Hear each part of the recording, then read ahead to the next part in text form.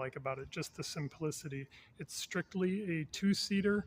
It's got a hardtop coupe. It is a inline six flathead valve design, and it is 217.8 cubic inches. And in modern day terms, they didn't use liters back then, but that would be the equivalent of 3.6 liters. And I did check the interior and the exterior and under the hood have been fully restored. But yes, back then, a fully loaded Plymouth Concord only got 98 horsepower, which is probably very surprising if you know modern day horsepower. But let's take a good side profile here.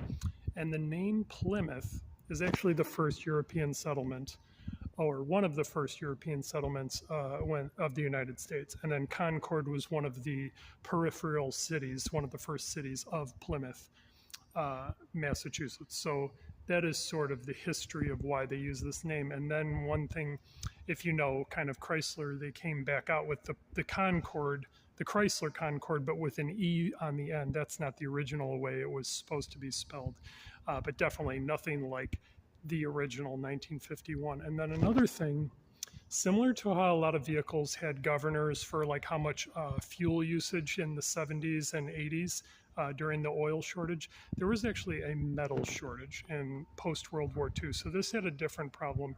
There was a shortage of metal. So these vehicles are classified as either partial metal vehicles, which I would imagine the remainder would be like fiberglass or plastic body, and then full metal. So that's the only thing I can't confirm. These vehicles obviously don't come with window stickers.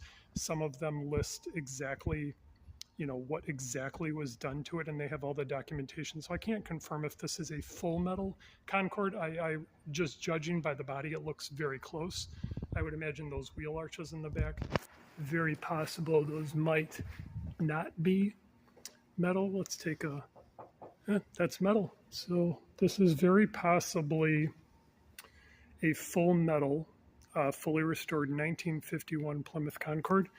And you will love the interior on this because it has sort of, I would call it a marble finish.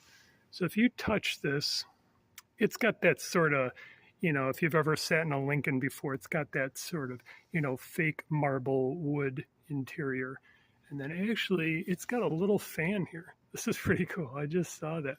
And then it's got an ivory steering wheel. And then the cool thing they did, they put a modern, looks like they put a modern Kenwood CD player in there, so they probably park this at the summer car shows and then sort of crank up the tunes. And we're in an area where most of the car shows, like about 2 to 3 miles from where this dealership's located, there is a very big